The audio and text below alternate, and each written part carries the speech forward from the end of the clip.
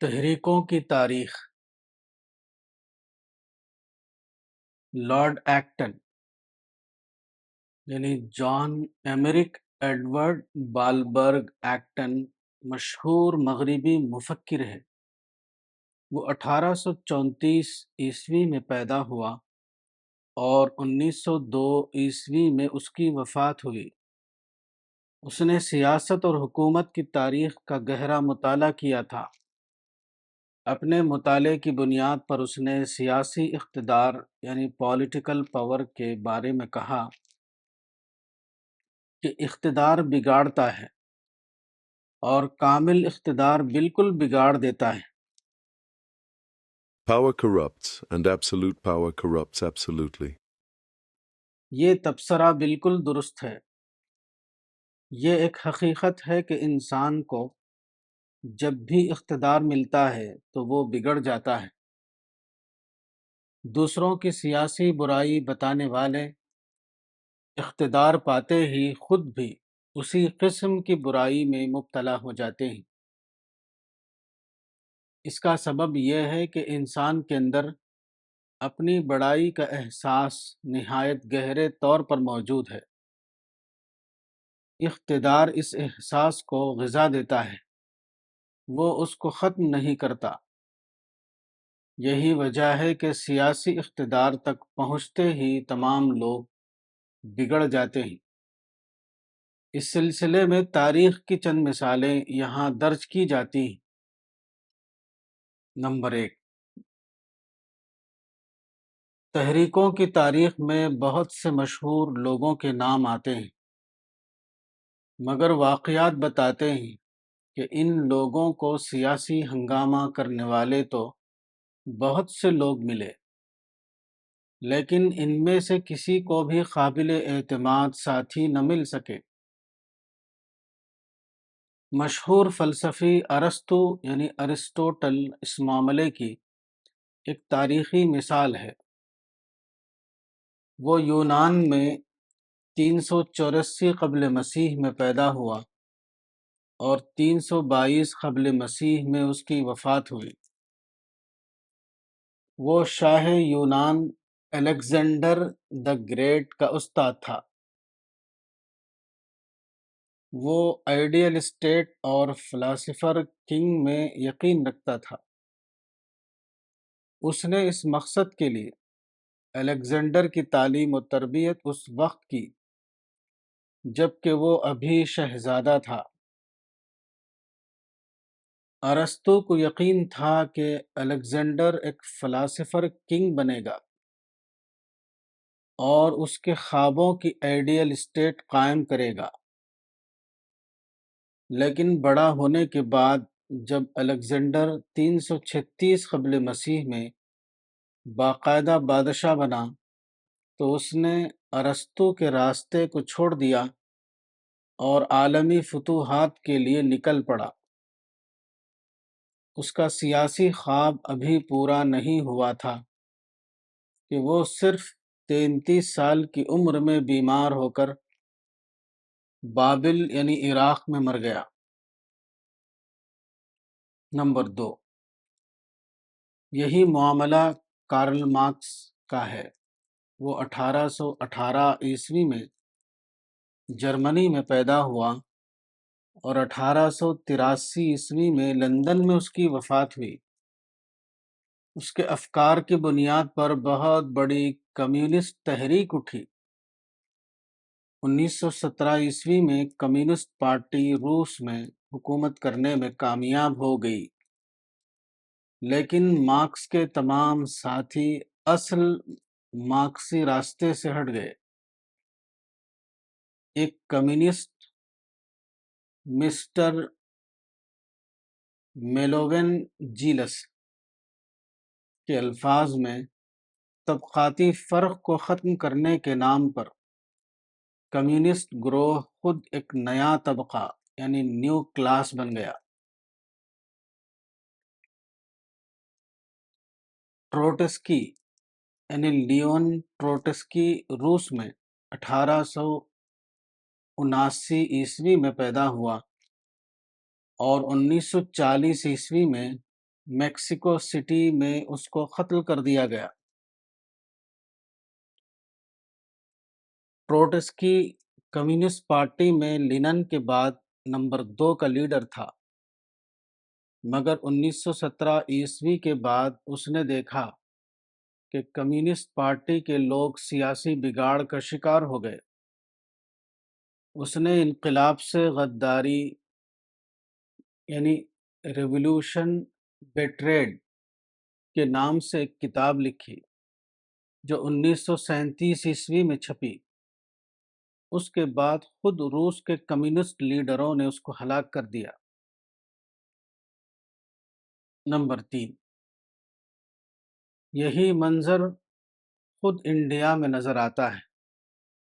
مہاتما گاندھی نے زبردست سیاسی تحریک چلائی، ان کے ساتھ ایک بھیڑ اکٹھا ہو گئی، لیکن 1947 میں آزادی کے بعد ان کی پارٹی کے تمام لوگ مہاتما گاندھی کے راستے سے ہٹ گئے۔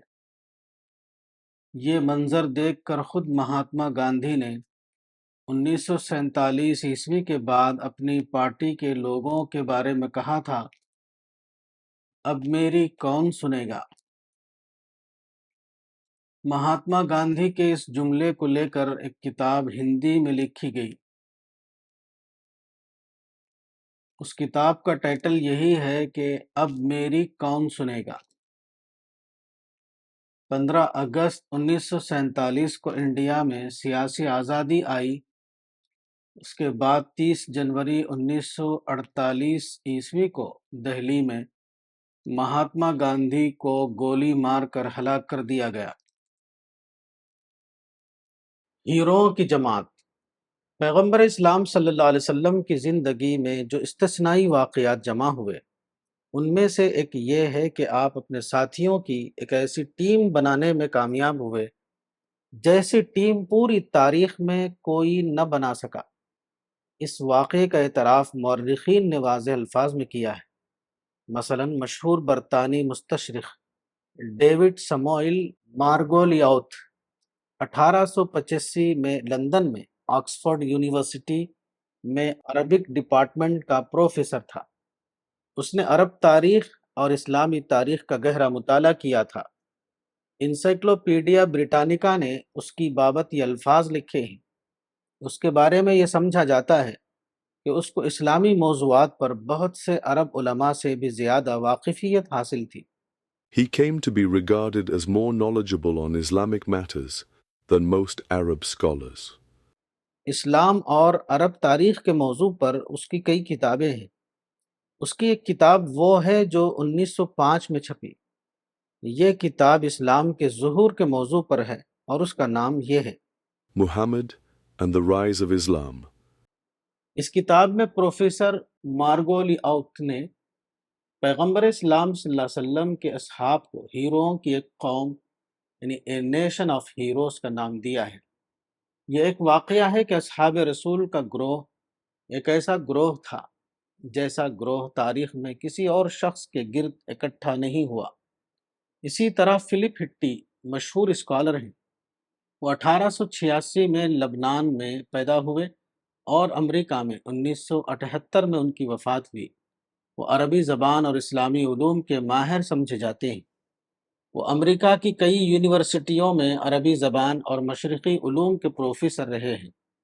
ان کی ایک مشہور کتاب عرب تاریخ پر ہے۔ اس کا نام یہ ہے ہسٹری آف دا عربس۔ ان کی یہ کتاب پہلی بار 1937 میں چھپی۔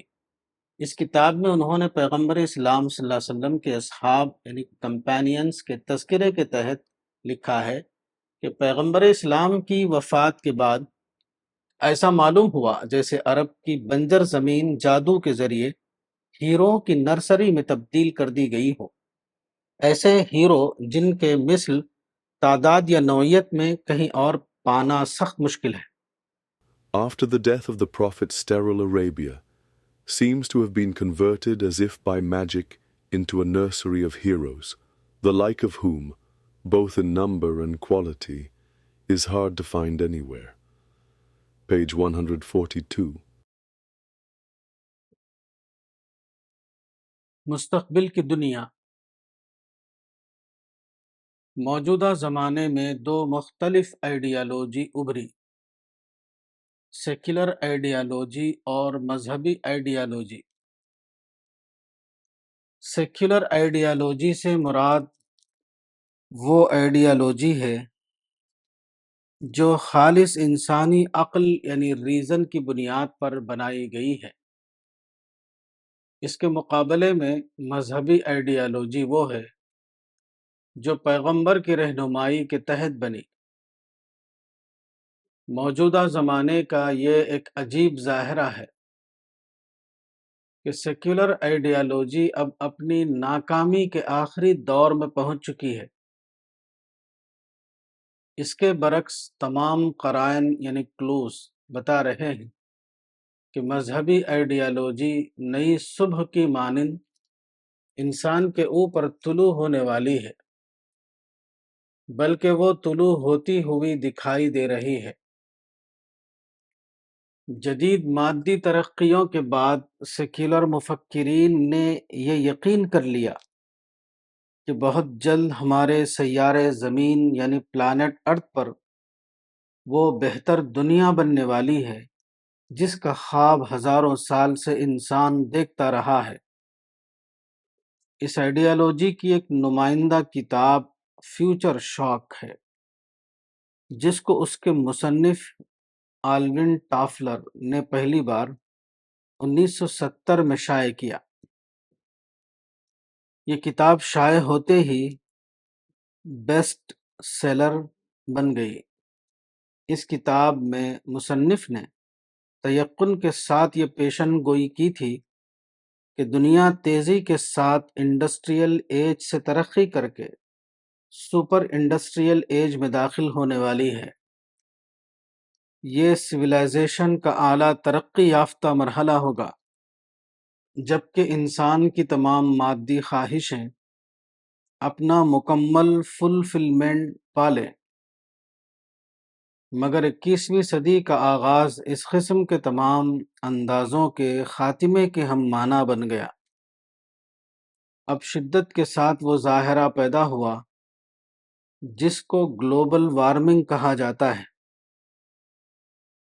انڈسٹریل سرگرمیوں سے پیدا ہونے والی کثافت نے سیارے زمین پر ایسے حالات پیدا کیے جبکہ یہ دنیا سرے سے انسان کے لیے قابل رہائش یعنی ہیبیٹیبل ہی نہیں رہے گی۔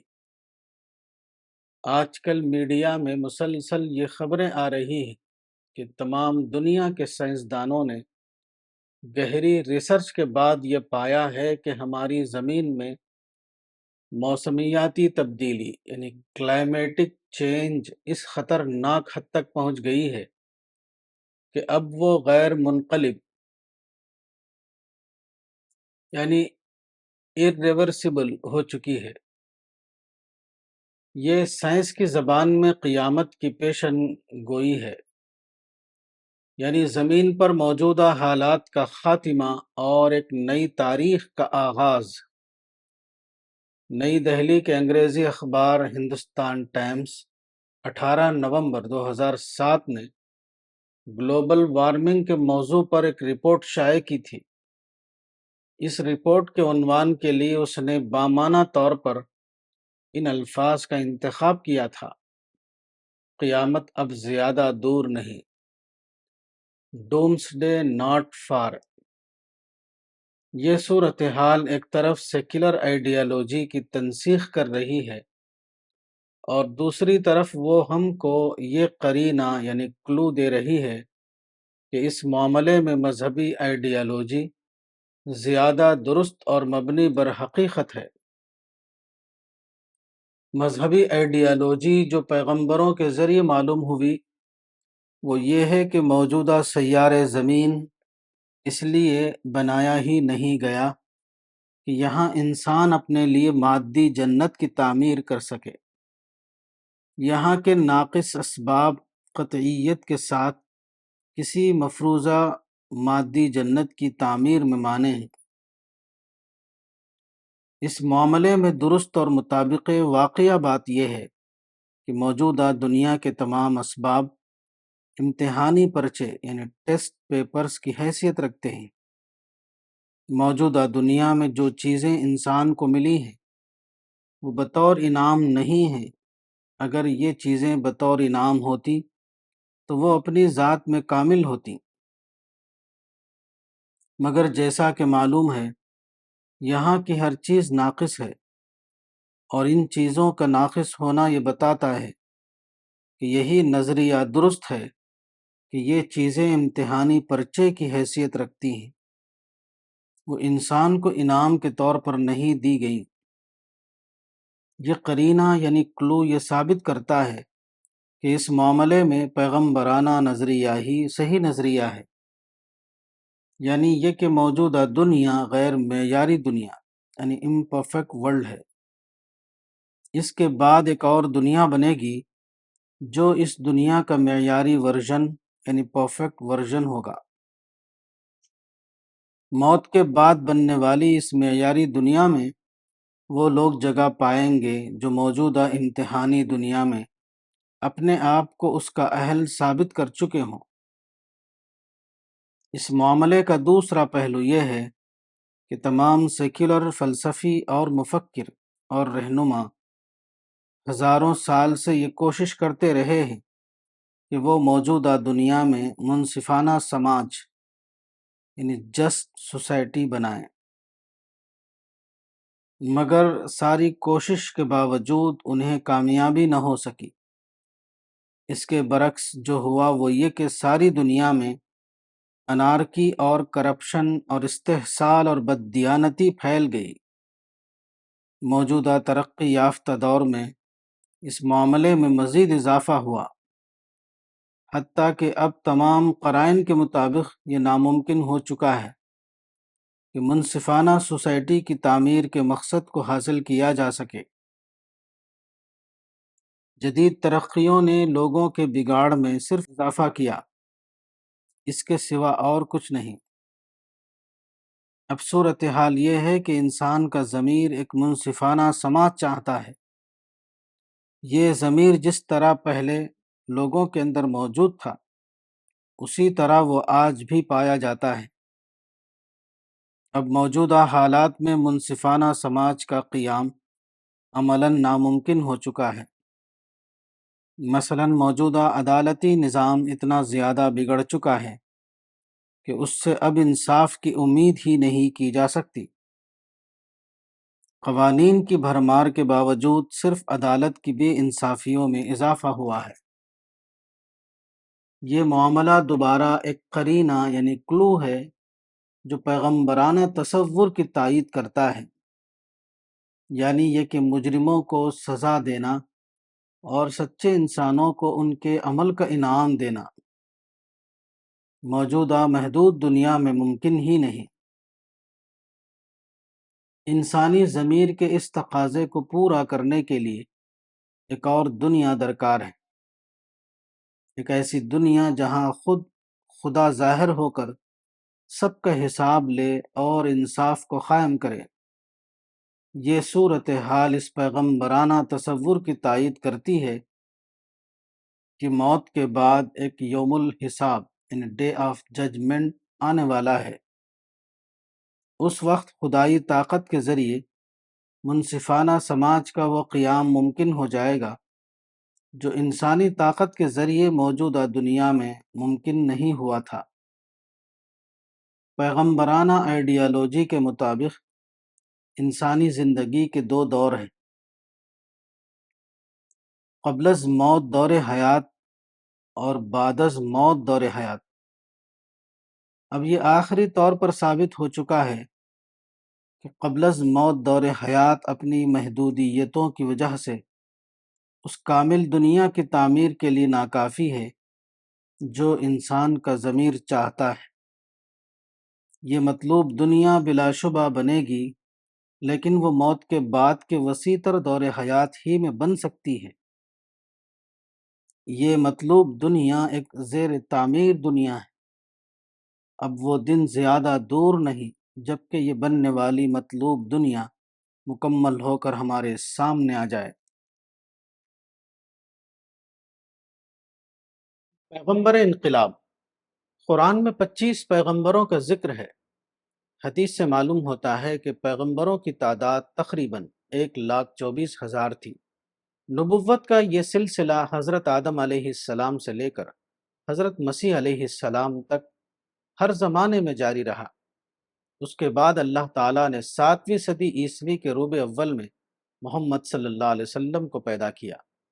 قرآن کے مطابق آپ خدا کے رسول بھی تھے اور نبیوں کے خاتم بھی۔ پیغمبروں کی تاریخ کا مطالعہ بتاتا ہے کہ تمام پیغمبر مشترک طور پر توحید کا پیغام لے کر آئے، لیکن پچھلے پیغمبروں کے زمانے میں یہ پیغام زیادہ تر فکری مرحلے میں رہا، وہ عملی انقلاب کے درجے تک نہیں پہنچا۔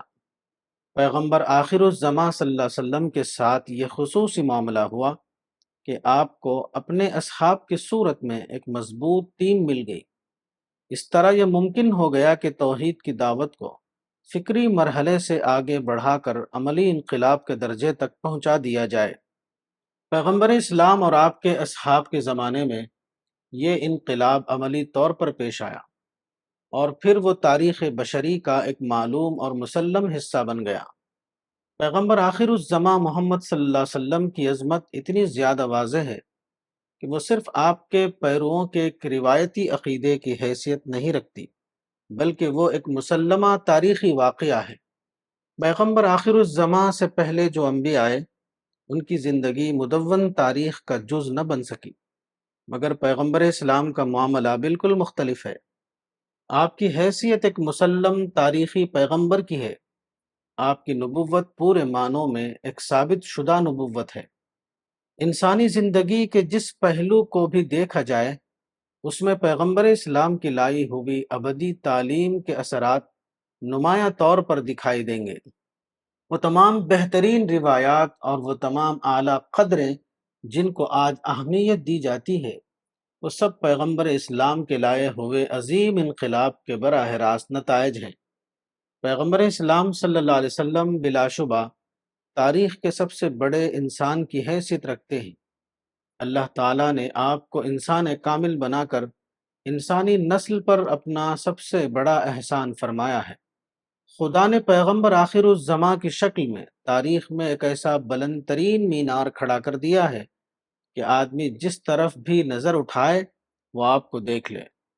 جب وہ اپنے رہنما کی تلاش میں نکلے تو اس کی نظر سب سے پہلے آپ پر پڑے۔ جب وہ حق کا راستہ جاننا چاہے تو آپ کا روشن اور بلند و بالا وجود اس کو سب سے پہلے اپنی طرف متوجہ کر لے۔ آپ ساری انسانیت کے لیے ہادی اعظم اور رہبر کامل کی حیثیت رکھتے ہیں۔ اسی لیے خدا نے آپ کو نبیوں کے خاتم سورہ نمبر 33 آیت 40 کی حیثیت سے مبعوث فرمایا۔ دوسرے انبیاء صرف اللہ کے رسول تھے، اور آپ اللہ کے رسول ہونے کے ساتھ خاتم النبیین بھی۔ راقم الحروف کی کتاب پیغمبر انقلاب پہلی بار 1982 میں چھپی۔ اس وقت میں نے اس کتاب میں پیغمبر اسلام صلی اللہ علیہ وسلم کے متعلق مذکورہ الفاظ لکھے تھے، جو نہ صرف مسلمانوں کے لیے بلکہ غیر مسلموں کے لیے بھی نشان راہ کی حیثیت رکھتے ہیں۔ قرآن کے مطابق اللہ تعالیٰ نے پیغمبر اسلام صلی اللہ علیہ وسلم کو محمودیت کے مقام پر کھڑا کیا ہے۔ سورہ نمبر 17 آیت 79۔ چنانچہ نہ صرف اہل اسلام بلکہ عام مصنفین اور مؤرخین نے پیغمبر اسلام کی عظمت کو کھلے طور پر تسلیم کیا ہے۔ 12ویں اور 13ویں صدی عیسوی میں مسلم قوموں اور مسیحی قوموں کے درمیان لڑائیاں پیش آئیں، جن کو صلیبی جنگ یعنی کروسیڈز کہا جاتا ہے۔ ان جنگوں میں مسیحی قوموں کو شکست ہوئی۔ اس کے بعد مسیحی مصنفین نے اسلام کے خلاف ایک قلمی جنگ چھیڑ دی۔ کثرت سے ایسی کتابیں لکھی گئیں جن میں اسلام اور پیغمبر اسلام کی تصویر کو بگاڑ کر پیش کیا گیا تھا۔ یہ سلسلہ لمبی مدت تک جاری رہا۔ اس سلسلے کو توڑنے والا پہلا قابل ذکر شخص اسکاٹ لینڈ کا ایک مصنف تھامس کارلائل، وفات 1881 ہے۔ اس نے جرأت مندانہ طور پر اس رجحان کو بدلا۔ اس کی مشہور کتاب ہیرو ورشپ پہلی بار 1841 میں چھپی۔ اس انگریزی کتاب میں اس نے پیغمبر اسلام کی مثبت تصویر پیش کی۔ اس نے پیغمبر اسلام کو دوسرے تمام پیغمبروں کے مقابلے میں ہیرو کا درجہ دیا۔ اس کے بعد کثرت سے مختلف زبانوں میں پیغمبر اسلام صلی اللہ علیہ وسلم کے بارے میں کتابیں شائع ہوئیں۔ ان کتابوں میں تاریخ میں آپ کے انقلابی رول کا کھلے طور پر اعتراف کیا گیا۔ مثلا انڈیا کے ایک اسکالر M.N. رائے وفات 1954 کی کتاب ہسٹوریکل رول آف اسلام 1939 میں پہلی بار دہلی سے چھپی۔ اس میں انہوں نے لکھا کہ پیغمبر اسلام تمام پیغمبروں میں سب سے بڑے پیغمبر تھے۔ انہوں نے سب سے بڑا تاریخی معجزہ دکھایا۔ Every prophet establishes his pretensions by the performance of miracles. On that token, Muhammad must be recognized as by far the greatest of all prophets, before or after him. The expansion of Islam is the most miraculous of all miracles. Page 4. پیغمبر آخر الزماں صلی اللہ علیہ وسلم کے لیے قرآن میں یہ پیشن گوئی آئی ہے، آپ کو مقام محمود کا درجہ عطا کیا جائے گا۔ سورہ نمبر 17 آیت 79۔ مقام محمودیت کا ایک پہلو وہ ہے جو آخرت میں ظاہر ہوگا، دوسرا پہلو وہ ہے جس کا تعلق موجودہ دنیا سے ہے۔ موجودہ دنیا کی نسبت سے مقام محمودیہ ہے کہ آپ کو تاریخی اعتبار سے ایک مسلم نبوت یعنی اسٹیبلشڈ پروفٹ ہوڈ کا درجہ حاصل ہوگا۔ آپ سے پہلے جو انبیاء آئے وہ مدون تاریخ میں ریکارڈ نہ ہو سکے۔ آپ کے سوا ہر ایک کی حیثیت اعتقادی نبوت کی ہے، نہ کہ تاریخی نبوت کی۔ اس کا سبب یہ تھا کہ آپ کو خدا نے آخری پیغمبر بنایا تھا، آپ کے بعد کوئی دوسرا پیغمبر آنے والا نہ تھا، اس لیے ضروری تھا کہ آپ کی لائی ہوئی کتاب اور آپ کی پیغمبرانہ زندگی کامل طور پر محفوظ ہو جائے، وہ تسلیم شدہ تاریخی ریکارڈ کی حیثیت حاصل کر لے، کیونکہ قانون الہی کے مطابق جب پیغمبر مستند تاریخی ریکارڈ کا درجہ حاصل کر لے تو اس کے بعد اس کی لائی ہوئی کتاب اور اس کی تعلیمات کا یہی ریکارڈ پیغمبر کا قائم مقام بن جاتا ہے۔ اس کے بعد کسی نئے پیغمبر کی ضرورت باقی نہیں رہتی۔ خاتم النبیین۔ قرآن کی سورہ الاحزاب میں پیغمبر اسلام صلی اللہ علیہ وسلم کے بارے میں یہ اعلان کیا گیا ہے کہ ما کان محمد ابا احد من رجالکم ولکن رسول اللہ وخاتم النبیین وکان اللہ بکل شیء علیما۔ سورہ نمبر 33 آیت 40۔ یعنی محمد تمہارے مردوں میں سے کسی کے باپ نہیں ہے، بلکہ وہ اللہ کے رسول اور نبیوں کے خاتم ہیں۔ قرآن کی اس آیت میں پیغمبر اسلام صلی اللہ علیہ وسلم کی دو صفتیں بیان کی گئی ہیں، رسول اللہ اور خاتم النبیین۔ رسول اللہ ہونے کے اعتبار سے آپ دوسرے تمام رسولوں کی مانند تھے، جیسا کہ قرآن میں آیا ہے لا نفرق بین احد من رسلہ، سورہ نمبر 2 آیت 285۔ یعنی رسول ہونے کے اعتبار سے ایک رسول اور دوسرے رسول کے درمیان کوئی فرق نہیں، لیکن مذکورہ آیت کے مطابق اس کے سوا آپ کی ایک اور حیثیت ہے، اور وہ یہ کہ آپ رسول ہونے کے علاوہ خاتم النبیین ہیں، یعنی سلسلہ نبوت کے آخری پیغمبر۔ آپ کا خاتم النبیین ہونا دراصل آپ کی ایک مزید یعنی ایڈیشنل صفت کو بتاتا ہے، یعنی آپ کی آمد کے بعد نبیوں کی آمد کا سلسلہ ختم ہو گیا۔ اس قرآنی آیت میں خاتم کا لفظ آیا ہے۔ لغت کے اعتبار سے خاتم اور خاتم دونوں میں کوئی فرق نہیں ہے، دونوں کا مطلب ایک ہے، یعنی آپ سلسلے نبوت کے آخری نبی ہیں۔ آپ کے بعد اب کوئی دوسرا نبی آنے والا نہیں، یہ اللہ تعالیٰ کا فیصلہ ہے۔ اس فیصلے کو غیر مشتبہ بنانے کے لیے اللہ تعالیٰ نے مزید اہتمام یہ کیا کہ آپ کی کوئی اولاد نرینہ یعنی میل آف سپرنگ نہیں، ورنہ یہ امکان تھا کہ لوگ آپ کے بیٹے کو پیغمبر کا درجہ دے دیں۔ نبیوں کا خاتم ہونا صرف فہرست کی تکمیل کا معاملہ نہ تھا، بلکہ وہ اس ضرورت کے ختم ہو جانے کا معاملہ تھا جس کی بنا پر پچھلی تاریخ میں بار بار پیغمبر بھیجے جاتے رہے ہیں۔ قرآن سے معلوم ہوتا ہے کہ نئے پیغمبر کو بھیجنے کی ضرورت اس وقت ہوتی ہے جب کہ خدا کا دین محفوظ حالت میں باقی نہ رہے، جیسا کہ قرآن میں ارشاد ہوا ہے لِيَحْكُمَ بَيْنَ النَّاسِ فِيمَا اخْتَلَفُوا فِيهِ، سورہ نمبر 2 آیت 213۔ پیغمبر اسلام صلی اللہ علیہ وسلم کے بعد دین مکمل طور پر محفوظ ہو گیا، اس لیے بطور حقیقت اس کی ضرورت باقی نہ رہی کہ آپ کے بعد کوئی نیا نبی آئے۔ پیغمبر اسلام صلی اللہ علیہ وسلم کی زندگی میں کئی چیزیں ایسی ملتی ہیں جو دوسرے پیغمبروں کے یہاں موجود نہیں، مثلا سیاسی غلبہ۔ اس قسم کی چیزیں تکمیل نبوت کے لیے نہیں ہیں، بلکہ وہ ختم نبوت کے لازمی تقاضے کے طور پر ہیں۔ اگر یہ مزید چیزیں آپ کی زندگی میں شامل نہ ہوتی تو ایسا نہ ہوتا کہ نبوت کا سلسلہ آپ پر ختم ہو جائے۔ حالانکہ منصوبہ الہی کے مطابق ایسا ہونا ضروری تھا۔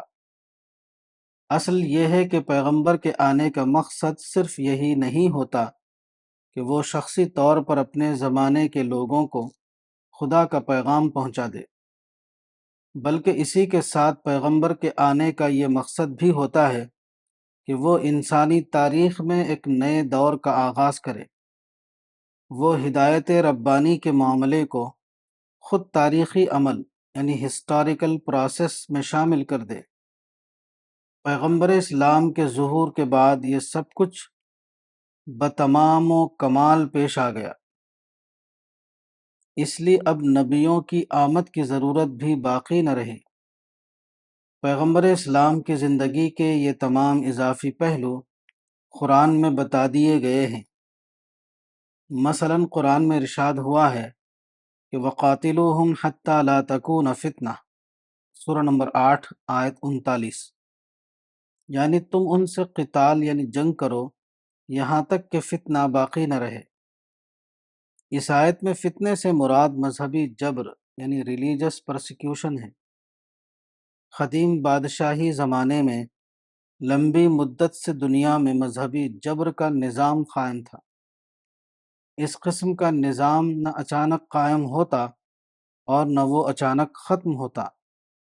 اس قرآنی حکم کا مدعا یہ تھا کہ تاریخ بشری میں ایک ایسا عمل یعنی پروسیس جاری ہو جائے جس کے نتیجے میں ایسا ہو کہ مذہبی جبر مکمل طور پر ختم ہو جائے اور اس کے بجائے مذہبی آزادی کی حالت مکمل طور پر قائم ہو جائے۔ مذہبی آزادی یعنی ریلیجس فریڈم کا معاملہ کوئی سادہ معاملہ نہیں، وہ براہ راست خدا کے تخلیقی پلان یعنی کریشن پلان سے جڑا ہوا معاملہ ہے۔ خدا نے انسان کو امتحان یعنی ٹیسٹ کے مقصد کے تحت اس دنیا میں رکھا ہے۔ اس مقصد کے تحت دنیا میں آزادی کا ماحول ہونا ضروری ہے۔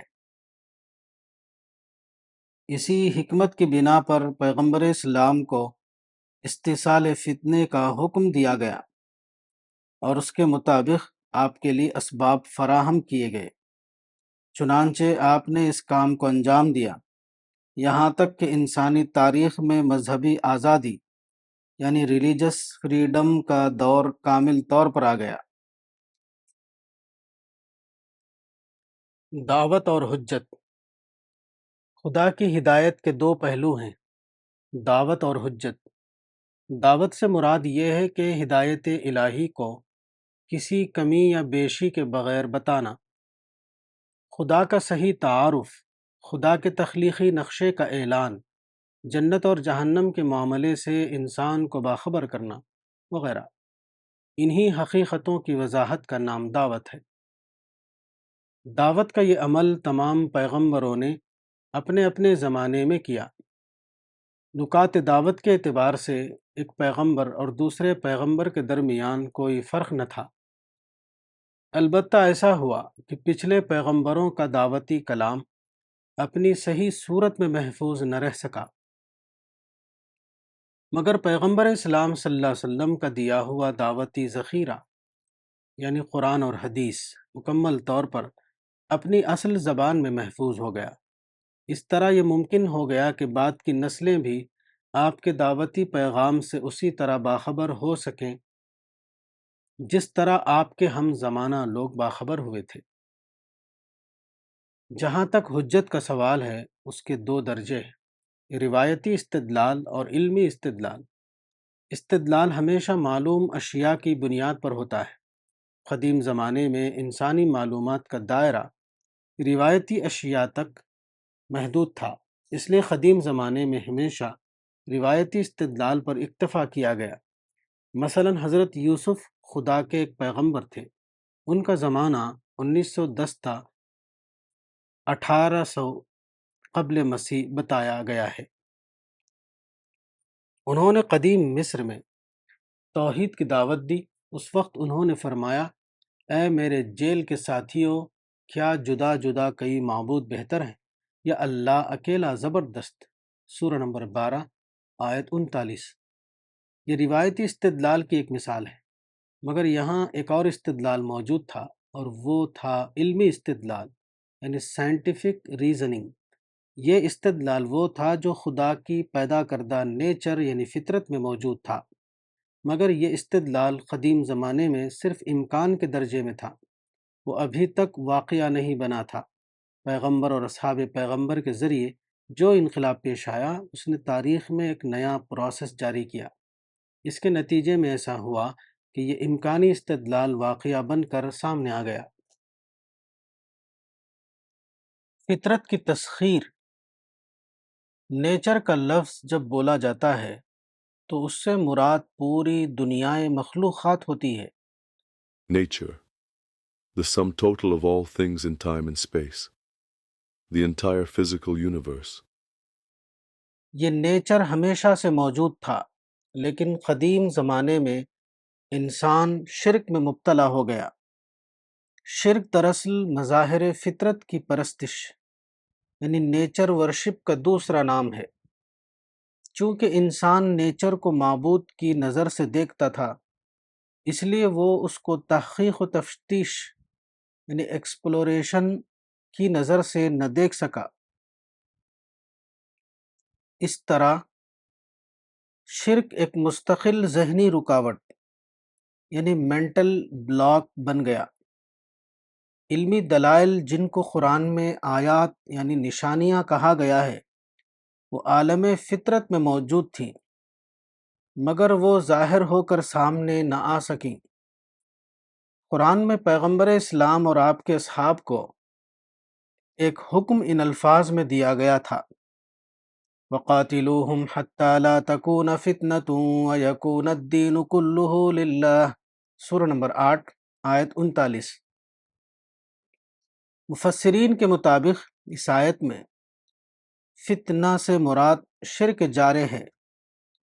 پیغمبر اور آپ کے اصحاب کو حکم دیا گیا کہ شرک کو ختم کرو، خواہ ارباب شرک کی جارحیت کی بنا پر ان کے مقابلے میں جنگ کرنا پڑے۔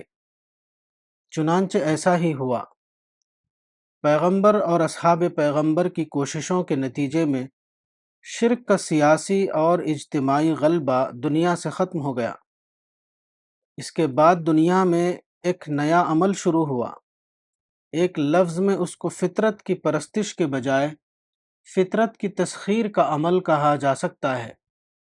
اس کے نتیجے میں دھیرے دھیرے ایسا ہوا کہ فطرت یعنی نیچر میں چھپے ہوئے دلائل سامنے آ گئے۔ یہ تاریخی عمل اسلام کے ابتدائی زمانے میں شروع ہوا اور یورپ کی نشست ثانیہ کے بعد وہ اپنی تکمیل تک پہنچا۔ اس طرح یہ ممکن ہو گیا کہ خدائی حقیقتوں کو روایتی دلائل کے بجائے سائنسی دلائل کے ذریعے ثابت شدہ بنایا جا سکے۔ چند مثالوں سے اس کی وضاحت ہوتی ہے۔ نمبر 1، خدا کے وجود پر قرآن میں ایک دلیل یہ دی گئی تھی کہ افی اللہ شک فاطر السماوات والارض، سورہ نمبر 14 آیت 10، یعنی کیا خدا کے بارے میں شک ہے جو آسمانوں اور زمین کو پھاڑنے والا ہے۔ قرآن کی اس آیت میں لفظ فاطر یعنی پھاڑنے والا خدا کے وجود کا ایک ثبوت ہے، کیونکہ پھاڑنا ایک بالقصد مداخلت یعنی انٹرونشن کا عمل ہے، اور بالقصد مداخلت کا عمل ایک مداخلت کار یعنی انٹروینر کا ثبوت ہے، اور جب مداخلت کار کا وجود ثابت ہو جائے تو اپنے آپ خدا کا وجود یعنی ایگزسٹنس آف گاڈ ثابت ہو جاتا ہے۔ قرآن کی اس آیت میں خدا کے وجود یعنی ایگزسٹنس آف گاڈ کا ایک علمی ثبوت موجود ہے، لیکن اس علمی ثبوت کی وضاحت صرف دور سائنس کے بعد ہوئی۔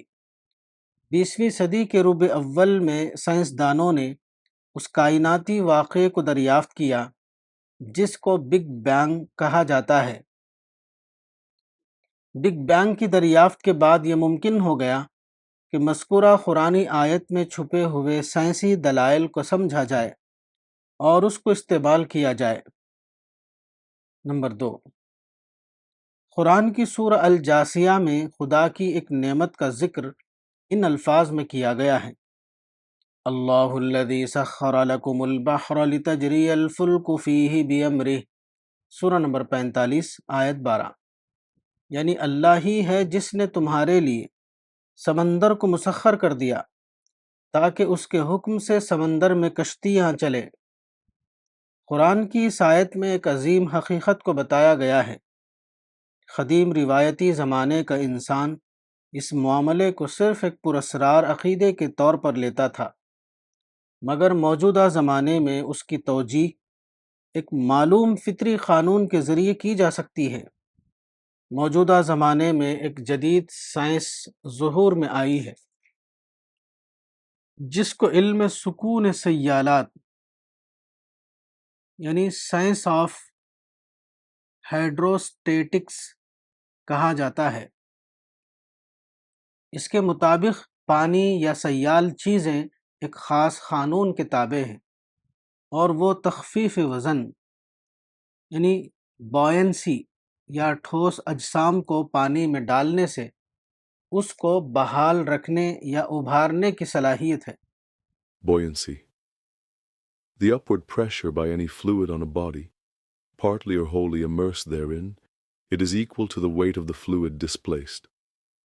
اس جدید سائنس کے بعد یہ ممکن ہو گیا کہ قرآن کی مذکورہ آیت کو خالص علم انسانی کی بنیاد پر سمجھا جا سکے، اور خدا کے اس عظیم احسان پر یقین کیا جائے کہ اس نے سمندر کو ایک محکم قانون کا پابند بنا دیا۔ اس بنا پر یہ ممکن ہو گیا کہ وسیع سمندروں کی سطح پر انسان کشتی اور جہاز کے ذریعے سفر کر سکے اور وہ دور دراز منزل تک بآسانی پہنچ جائے۔ نمبر 3، خدا کی ایک نعمت کا ذکر قرآن کی سورہ قاف میں ان الفاظ میں بیان کیا گیا ہے، وَنَزَّلْنَا مِنَ السَّمَاءِ مَاءً مُبَارَكًا، سورہ نمبر 50 آیت 9، یعنی ہم نے آسمان سے مبارک پانی اتارا۔ قرآن کی اس آیت میں خدا کی ایک عظیم نعمت کا ذکر ہے۔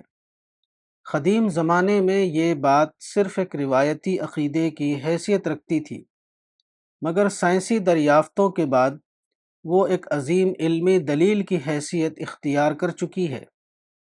قرآن کی اس آیت میں بارش کا حوالہ دیا گیا ہے۔ بارش کیا ہے؟ بارش دراصل سمندر کا پانی ہے جو بھاپ بن کر اوپر جاتا ہے اور پھر مخصوص قانون کے تحت دوبارہ وہ نیچے کی طرف لوٹتا ہے، جس کو بارش کہتے ہیں۔ جیسا کہ معلوم ہے سمندر کا پانی کھاری ہوتا ہے، ایسا اس لیے ہے کیونکہ سمندر کے پانی میں 1.10 حصہ نمک شامل رہتا ہے۔ یہ نمک سمندر کے پانی میں تحفظی مادہ یعنی پریزرویٹو کے طور پر شامل کیا گیا ہے۔ چونکہ پانی کے مقابلے میں نمک کا وزن کسی قدر زیادہ ہوتا ہے، اس لیے جب سمندر کا پانی سورج کی گرمی سے بھاپ بن کر اوپر کی طرف اٹھتا ہے تو اس کا نمک کا حصہ نیچے رہ جاتا ہے۔ یہ ازالہ نمک یعنی ڈی سالینیشن کا ایک عمل ہے جو خدا کے قانون کے تحت ہوتا ہے۔ اسی بنا پر ایسا ہوا ہے کہ سمندر کا کھاری پانی ہم کو شیریں پانی کی صورت میں دستیاب ہوتا ہے۔ اس عمل کے بغیر سمندر کا پانی ہمارے لیے قابل استعمال ہی نہ ہوتا۔ کولرج ایک برٹش شاعر ہے، اس کی وفات 1834 میں ہوئی۔ اس نے ایک نظم لکھی ہے۔ اس نظم میں اس نے بتایا ہے کہ لکڑی کا بنا ہوا ایک جہاز سمندر میں سفر کے لیے روانہ ہوا۔ درمیان میں سخت طوفان آیا، اس کے نتیجے میں جہاز ٹوٹ گیا، بہت سے لوگ پانی میں ڈوب گئے۔ ایک مسافر کو جہاز کا ایک تختہ مل گیا، وہ اس تختے کے اوپر لیٹ گیا اور پانی میں تیرنے لگا۔ وہ پیاسا تھا لیکن وہ اپنی پیاس بجھا نہیں سکتا تھا، کیونکہ اس کے آس پاس جو پانی تھا وہ سب کا سب کھاری پانی تھا۔ شاعر اس کی تصویر کشی کرتے ہوئے کہتا ہے کہ ہر طرف پانی ہے لیکن ایک قطرہ بھی پینے کے لیے نہیں۔ Water, water everywhere, nor a drop to drink. قرآن کی اس آیت میں بتایا گیا ہے کہ خدا نے پانی کو مبارک یعنی پیوریفائڈ بنا کر آسمان سے اتارا۔ یہ بلا شبہ خدا کی ایک عظیم نعمت ہے۔ قدیم زمانے میں یہ معاملہ ایک روایتی عقیدے کی حیثیت رکھتا تھا، لیکن موجودہ زمانے میں سائنس کی دریافتوں نے اس کو ایک عظیم قابل شکر حقیقت بنا دیا۔ نمبر 4، پیغمبر اسلام صلی اللہ علیہ وسلم کے زمانے میں ایک بار سورج گرہن پڑا۔ اتفاق سے اسی دن پیغمبر اسلام کے بیٹے ابراہیم کا کم عمری میں انتقال ہو گیا تھا۔ مدینے کے لوگوں نے اس کو دیکھا تو انہوں نے کہا کہ پیغمبر کے بیٹے کا انتقال ہوا تھا، اس لیے آج یہ سورج گرہن واقع ہوا ہے۔ کشفت الشمس لموت ابراہیم، لوگوں کا ایسا کہنا قدیم زمانے کے رواج کی بنا پر تھا، کیونکہ اس زمانے میں لوگ اسی قسم کے واقعات کو گرہن کا سبب سمجھتے تھے۔ پیغمبر اسلام صلی اللہ علیہ وسلم کو معلوم ہوا تو آپ نے مدینے کے لوگوں کو وہاں کی مسجد میں اکٹھا کیا اور انہیں خطاب کرتے ہوئے آپ نے فرمایا، ان الشمس والقمر لا یخسفان لموت احد ولا لحیاتہ ولکنہما آیتان من آیات اللہ فَإِذَا رَأَيْتُمُوهُمَا فَصَلُّوا وَادْعُوا اللَّهَ حَتَّى يُكْشَفَ مَا بِكُمْ۔ صحیح البخاری کتاب الکسوف۔ یعنی کسی کے مرنے اور کسی کے جینے سے چاند اور سورج میں گرہن واقع نہیں ہوتا، بلکہ وہ خدائی نشانیوں میں سے دو نشانی ہیں۔ بس جب تم ان کو دیکھو تو تم نماز پڑھو اور اللہ سے دعا کرو یہاں تک کہ گرہن کھل جائے۔ اس حدیث رسول میں سورج گرہن اور چاند گرہن کو نشانی یعنی سائنس کہا گیا ہے۔ قدیم زمانے کے مخاطبین اپنے روایتی فریم ورک کے اعتبار سے اتنا ہی سمجھ سکتے تھے، لیکن موجودہ زمانے میں لوگوں کا framework scientific framework بن چکا ہے۔ اب آج کا انسان اس قابل ہو گیا ہے کہ وہ خالص علمی معنوں میں اس حقیقت کو سمجھ سکے اور اس طرح زیادہ گہرائی کے ساتھ وہ معرفت کا رزق حاصل کرے۔ موجودہ زمانے میں جدید فلکیات کے تحت مطالعے کے بعد یہ معلوم ہوا ہے کہ زمین اور سورج اور چاند تین انتہائی مختلف سائز کے متحرک اجرام ہیں، مگر وسیع خلا میں ان کو ایک ناقابل قیاس حساب کے ذریعے ایک خاص پوزیشن کے تحت ایک سیدھ میں لایا جاتا ہے۔ اسی خاص پوزیشننگ کے نتیجے میں سورج گرہن اور چاند گرہن واقع ہوتا ہے۔ Eclipse is a result of unimaginably well calculated aligning of three different moving bodies in the vast space. دعوت کا نیا دور۔ سیرت کے موضوع پر راقم الحروف کی کتاب پیغمبر انقلاب پہلی بار 1982 میں چھپی۔ اس میں نے ایک حدیث نقل کرتے ہوئے لکھا تھا، پیغمبر اسلام صلی اللہ علیہ وسلم نے غزوہ بدر کے موقع پر اپنے اصحاب کو العصابہ سے تعبیر کیا تھا۔ میں نے لکھا تھا کہ یہ العصابہ کوئی سادہ گروہ نہ تھا، بلکہ یہ وہ گروہ تھا جس پر 2500 سالہ تاریخ منتہا ہوئی تھی۔ اس طرح اس کے افراد اس قابل ہوئے کہ تاریخ میں وہ ایک عظیم انقلابی دور کا آغاز کریں۔ اصحاب رسول نے نبوت محمدی کے اظہار اول کے لیے کام کیا تھا۔ اب نبوت محمدی کے اظہار ثانی کا زمانہ ہے۔ اس دوسرے رول کے لیے آج پھر ایک العصابہ درکار ہے۔ اسی دوسرے العصابہ کو حدیث میں اخوان رسول کہا گیا ہے۔ یہ دوسرا العصابہ وہ ہوگا جس پر پچھلی 1000 سالہ تاریخ منتہا ہوئی ہو، جیسا کہ میں نے اپنے دوسرے مضامین میں واضح کیا ہے۔ پہلے دور تاریخ کا آغاز ہاجرہ اسماعیل نے 4000 سال پہلے کیا تھا۔ اس تاریخی عمل کی تکمیل میں 2500 سال لگے۔ اس کے بعد اس تاریخی نسل میں محمد ابن عبداللہ ابن عبد المطلب پیدا ہوئے۔ اسی تاریخی نسل سے اصحاب رسول نکلے، جنہوں نے پیغمبر کا ساتھ دے کر پہلے دور کا کارنامہ انجام دیا۔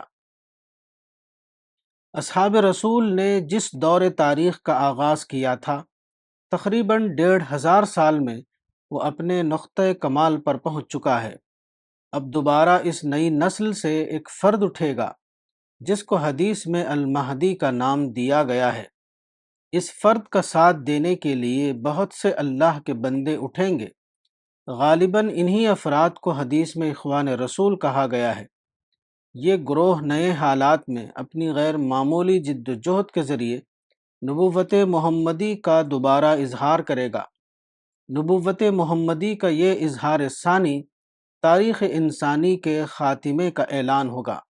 اس کے بعد موجودہ عارضی دنیا کو بدل کر نئی ابدی دنیا بنائی جائے گی، تاکہ اہل حق کو خدا کا ابدی انعام دیا جائے اور اہل باطل کو ابدی طور پر رسوائی کے عذاب میں ڈال دیا جائے۔